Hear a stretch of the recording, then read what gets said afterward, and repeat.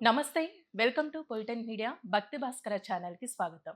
ప్రస్తుతం మనతో ఉన్నారు ప్రముఖ ఆధ్యాత్మికవేత్త బట్టిబౌలి విజయలక్ష్మి గారు.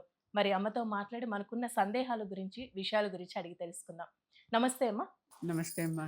అమ్మ ఇప్పుడు కొన్ని జిల్లాల వాళ్ళకి సంబంధించి చీర అయితే కట్టుకుంటారు గానీ, రవికలనేది వేసుకోరు.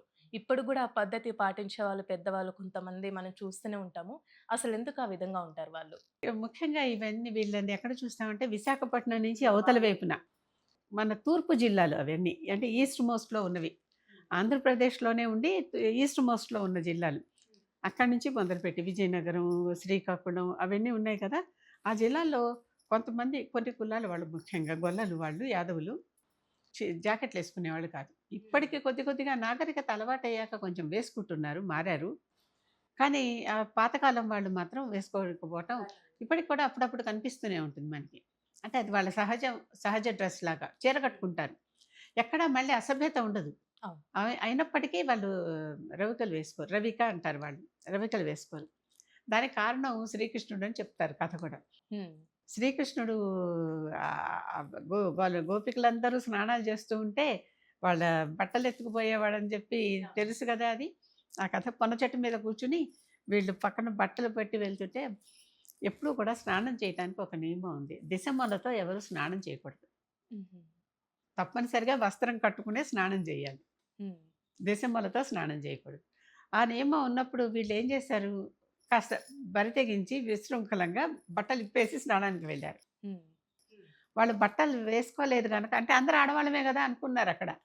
మన కృష్ణుడొచ్చేసాడు. బాలకృష్ణుడు, చిలిపి కృష్ణుడు, అల్లరి కృష్ణుడు, రౌడీ కృష్ణుడు ఎన్ని పేర్లు పెట్టుకున్నా ఈ కృష్ణుడు వచ్చేసి పన చెట్టెక్కి కూర్చొని వీళ్ళందరిని చూసి, ఇలా అసలు బట్టలన్నీ తీసేసి స్నానం చేస్తారా? ఎంత తప్పు. అంటే అందుకని మీ బట్టలన్నీ నేను తీసేసుకున్నానని చెట్టు నిండా బట్టలు ఎల్లాడేశాడు. ఆ! అది వేయంగానే వాళ్ళందరూ లబోదిబోమన్నారు. "ఆ బట్టలిచ్చేవయ్యా" అని అందరూ అడిగారు. అడిగితే హ్మ్. చాలా శుభ్రంగా ఎవరైతే పూర్తిగా బయటకొచ్చి చేతులెత్తి నమస్కారం జేస్తారో వాళ్ళకైతే ఇస్తా లేతే లేదన్నాడు. ఆ! అప్పుడు వీళ్ళందరూ చేతులెత్తడానికి సంకోచిస్తున్నారు. కంఠం వరకు నీళ్ళల్లో ఉండి చేతులు మాత్రం ఎత్తుతున్నారు కానీ కంఠము, చేతులు తప్ప ఏం కనిపించకుండా జాగ్రత్త పడుతున్నారు. హ్మ్. ఇంత జాగ్రత్త పడుతున్నారు అయితే ఇక నుంచి మీరు అంటే సగం దుస్తులే ధరించండి అన్నట్లుగా వాళ్ళందరికీ శ్రీకృష్ణుడు ఒక విధించాడనమాట. అది శాపం అనుకో, విధి అనుకో అలా చేశాడు. ఆ! అది నమ్మేటటువంటి పాత తరం వాళ్ళు ఇప్పటికే అలాగే ఉంటారు. హ్మ్. ఈ రోజు కూడా పోర్బందర్ వెళ్తే గుజరాత్‌లో పోర్బందర్ ఉంది కదా! అక్కడ ఈ ఈ రకమైన ఈ చెట్టు, ఈ పొన్న చెట్టు, ఆ పొన్న చెట్టు పక్కన నది, ఆ పొన్న చెట్టుకు బట్టలు వేలాడి ఉండటం ఈ రోజుకి కనిపిస్తాయి. అంటే అప్పటి అప్పటివి కాదు మళ్ళీ ఎప్పటికప్పుడు ఎవరో ఒకళ్ళు మొక్కుకొని కొత్త బట్టలేస్తున్నారు కాబోలు దాని దగ్గర. అక్కడ పక్కన కృష్ణుడి ఆలయం. ఆహాహా! చక్కగా ఇదే అనమాట. అంటే ఆ ప్రదేశం అయితే అదే? ఆ ప్రదేశం అయితే అది. ఆ ప్రదేశం అది. కృష్ణుడు మరి అదంతా ఆ బెల్ట్ అంతా తిరిగాడు కదా!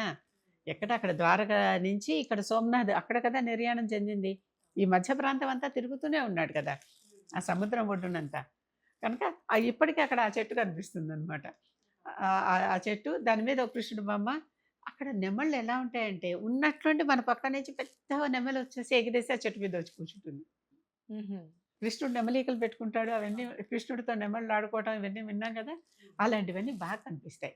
అలాగే అక్కడ మెట్ల బావులు చాలా ఎక్కువగా ఉంటాయి. అంత మెట్ల బావులు మూల ద్వారక అంటారు దాన్ని. ఆ మూల ద్వారకాలో ఇవన్నీ ఉన్నాయన్నమాట. ఈ ఈ ప్రదేశాలన్నీ మనకు కనపడతాయి. అంటే కృష్ణుడు అప్పుడు తిరిగినటువంటి ప్రదేశాలు.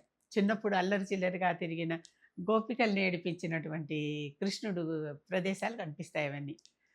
అదే దానికి లెక్కగా ఇప్పుడు ఈ రోజుల్లో అంటే ఇప్పుడు కొంచెం నాగరికత పెరుగుతున్న కొద్దీ హ్మ్, మాకు తెలిసి మా అమ్మ అని ఒక పెద్దావిడ మా ఇంట్లో పనిచేసేది. చాలా ఒక 50 ఏళ్ల క్రితం. హ్మ్.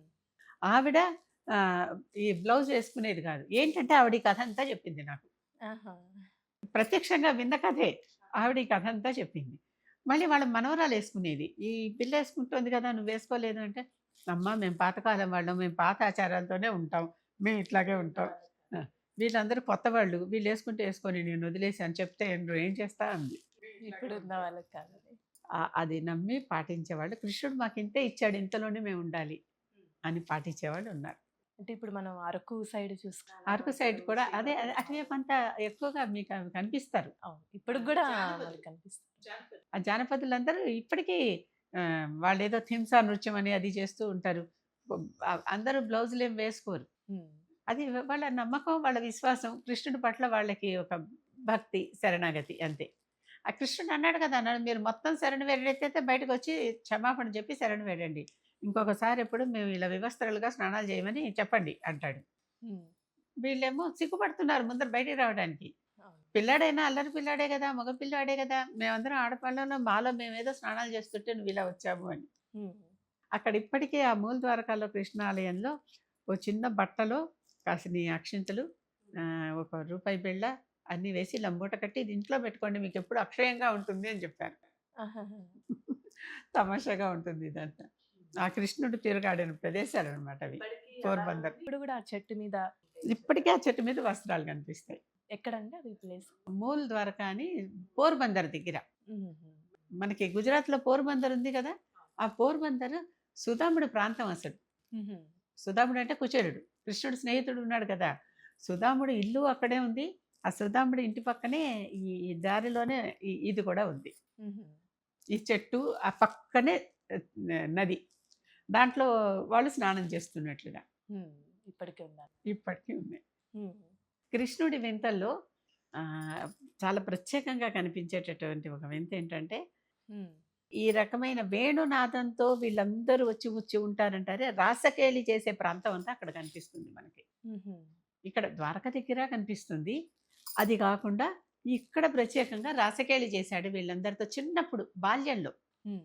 బాల్యంలో వీళ్ళందరి చుట్టూ తిరుగుతూ రాసకేళి చేసిన ప్రాంతం అది అని చెప్తారు. హ్మ్. ఇప్పటికి, ఇప్పటికి అదే అటువంటి రాసకేళల కృష్ణుడే అక్కడ ఆలయంలో ఉంటాడు. పక్కన ఒకే ఒక ఆలయం ఉంటుంది అంతే. ఈ చెరువు, చెట్టు, ఆలయం అంతే. హ్మ్. చిన్న ప్లేస్. అంటే అక్కడ స్వామివారి పేరు కూడా ఏంటండి? కృష్ణుడే. అంటే కృష్ణుడే కొన్ని పేర్లు. వంశీకృష్ణుడు. చక్కగా మురళి పట్టుకొని ఉంటాడు. అంతేకాదు వీళ్ళందరికీ చాలా సమృద్ధిగా ఉంటారనే దీవెన కూడా ఇచ్చాడనమాట. అంటే ఆహ్, వాళ్ళకి ఏది కావాలన్నా అన్నీ చక్కగా సమృద్ధిగా సమకూరుతాయని. తనతో వాడి పాడిన గోపికలందరికీ. అందుకనే ఎప్పుడు కూడా ఒక మాట బాగా అలవాటైపోతుంది. శ్రీకృష్ణ శరణం మమ అంటారు చూడండి. మిగిలిన అన్ని దేవతల కంటే కూడా రాముడి గురించేమో శ్రీరామ రక్ష సర్వజగద్ రక్ష అని చెప్పుకుంటారు. ఈ కృష్ణుడికేమో శ్రీకృష్ణ శరణం మమ అని చెప్పుకుంటారు. శ్రీకృష్ణ నీకు నేను శరణం అనాలనమాట ఇప్పుడు. హ్మ్. అలా అంటేనే ఆయన వచ్చి అన్నీ తీరుస్తాడనమాట. అది చాలా చక్కగా తెలియజేశారమ్మ. శ్రీకృష్ణ శరణం మమ.